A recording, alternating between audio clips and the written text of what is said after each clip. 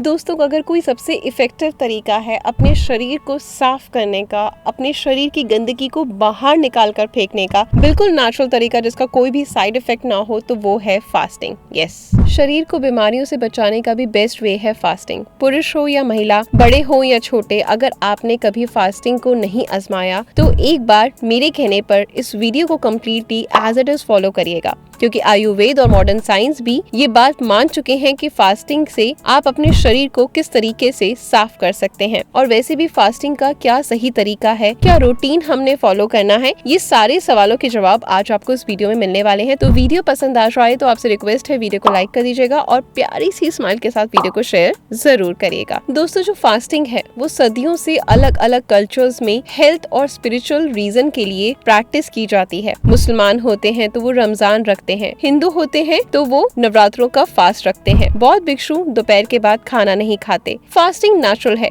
ये कोई इत्तेफाक की बात नहीं कि जब हम बीमार होते हैं तो हमारी भूख बहुत कम हो जाती है। ऐसा ही जानवरों के साथ भी होता है। लेकिन फास्ट क्यों रखा जाए, क्या ये नॉर्मल है? दरअसल हमेशा कुछ न कुछ खाते रहना नॉर्मल नहीं। फास्टिंग एक ऐसी चीज है जो मॉडर्न साइंस और आयुर्वेद दोनों ही एक दूसरे से सहमत है। दोनों के अनुसार ही फास्टिंग के लाजवाब बेनिफिट्स हैं, जिससे शरीर अंदर से साफ हो जाता है। आयुर्वेद के ग्रंथ में बताते हैं कि जब हम उपवास रखते हैं तो शरीर की छोटी से छोटी नाड़ियां साफ होने लगती हैं। इस बात का प्रूफ आपको रोज सुबह सोकर उठने के बाद मिलता होगा। आयुर्वेद के अनुसार, मतलब चाहे आपको कोई भी बीमारी क्यों ना हो, अगर फास्टिंग सही तरीके से की जाए तो आपको उससे आराम जरूर मिलेगा। मॉडर्न साइंस ने भी काफी एक्सपेरिमेंट के बाद यही निष्कर्ष निकाला है कि फास्टिंग शरीर को सेलुलर लेवल तक डिटॉक्सिफाई कर देती है। 2016 में जापान के एक सेल बायोलॉजिस्ट को ऑटोफेजी के लिए नोबेल पुरस्कार से नवाजा गया। ऑटोफेजी वो प्रोसेस है जिसमें बॉडी अपने अंदर के बीमार सेल्स को खत्म करने लगती है, और ये फास्टेस्ट स्टेट में होता है जब सिर्फ हेल्दी सेल्स ही सरवाइव कर पाते हैं,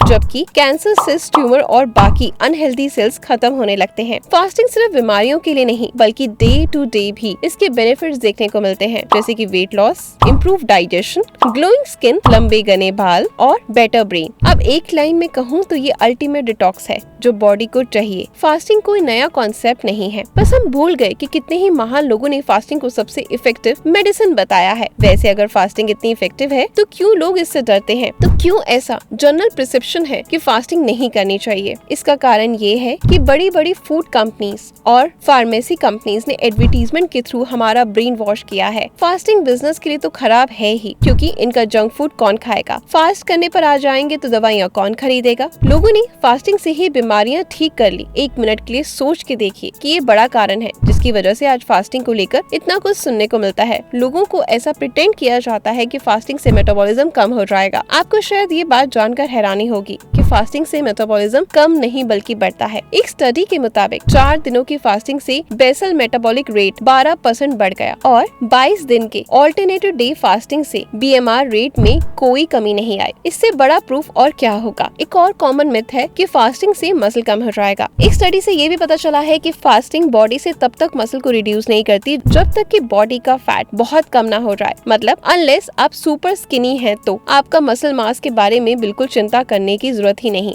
इनफैक्ट फास्टिंग से ह्यूमन ग्रोथ हार्मोन बहुत जल्दी बढ़ता है। स्टडी के मुताबिक 3 दिन फास्ट करने से HDH हार्मोन 300% बढ़ गया। ज्यादा HDH का मतलब कम बॉडी फैट और ज्यादा मसल। लेकिन क्या बॉडी का एनर्जी लेवल फास्टिंग से कम नहीं होता? एक्चुअली इंक्रीज होता है। एक स्टडी में पता चला कि 3.5 दिन की फास्टिंग से भी एथलीट की मेजरमेंट्स, स्ट्रेंथ और परफॉर्मेंस में कोई फर्क नहीं पड़ा, बल्कि बहुत ऐसे एथलीट हैं जो सुबह बिना कुछ खाए वर्कआउट करना पसंद करते हैं। चलो, अब ये तो हमें समझ में आ गया कि हमारे लिए फायदेमंद है। अब ये देखते हैं कि फास्टिंग करने का सही तरीका क्या है या प्रैक्टिकल तरीका क्या है। फास्टिंग के डिफरेंट लेवल हैं और आप वही चूज करो जिसके साथ आप सबसे ज्यादा कंफर्टेबल हैं और जो आपके लिए सबसे ज्यादा आसान है। एक दिन के लिए रोटी और चावल और बाकी ग्रेन्स जैसे कि बेसन, रागी, बाजरा या साबूदाना से रिप्लेस कर दो। इसे प्रॉपर फास्ट नहीं कहेंगे, लेकिन डाइजेस्टिव सिस्टम के लिए बहुत बड़ा रेस्ट हो जाएगा। फिर आप एक नेक्स्ट डे पूरा दिन बिना नमक की डाइट पर रहें, जिससे कि आपका BP,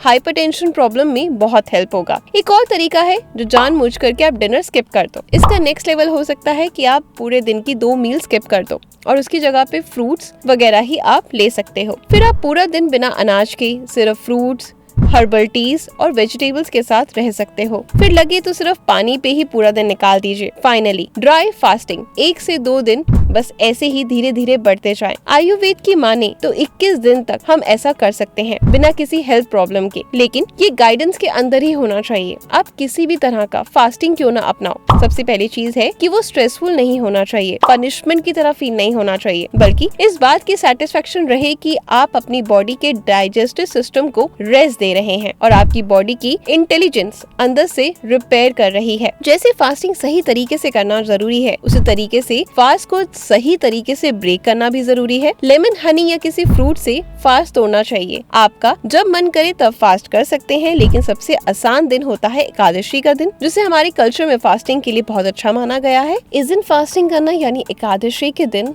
फास्टिंग करना क्यों इजी होता है? क्योंकि इस दिन प्लैनेट की ऐसी पोजीशन होती है जो आपकी फूड क्रेविंग्स को नेचुरली कम कर देती है। फिजिकल, मेंटल और स्पिरिचुअल बेनिफिट एकादशी फास्ट में ज्यादा होते हैं। इस महीने एकादशी कब है इसके लिए आप गूगल कर सकते हैं और फास्ट रखना शुरू कर सकते हैं। तो आपको अपनी बॉडी के हिसाब से समझकर फास्ट रखना चाहिए। अगर आप 14 साल से छोटे हैं, प्रेग्नेंट हैं, बीपी के पेशेंट हैं, तो फास्टिंग अवॉइड करें। मैं अपनी डाइट को इस हिसाब से रखती हूँ कि सूरज ढलने के बाद कुछ नहीं खाती, बल्कि कभी कभी तो पूरा दिन फास्ट रख लेती हूँ। सच कहूँ तो स्टार्टिंग में थोड़ा सा मुश्किल लगता है और बहुत तेज भूख लगती है, लेकिन धीरे धीरे आप पहले से ज्यादा अपने आप को स्ट्रॉन्ग पाते हैं और फास्टिंग रखने के बाद आप पहले से ज्यादा एनर्जेटिक और फिट महसूस करते हैं। अब हम बात करेंगे 4 ऐसे टिप्स की जिसकी वजह से आपको फास्ट करना काफी आसान हो जाएगा। पहला, गर्म पानी पियो जब भी आपको थोड़ी सी भूख लगे। दूसरा, रोज रात को डिनर 7 बजे से पहले कर लीजिए। तीसरा, अपनी बॉडी को 1 महीना दो फास्टिंग के यूज टू होने के लिए, उसके बाद आपके लिए बहुत आसान हो जाएगा।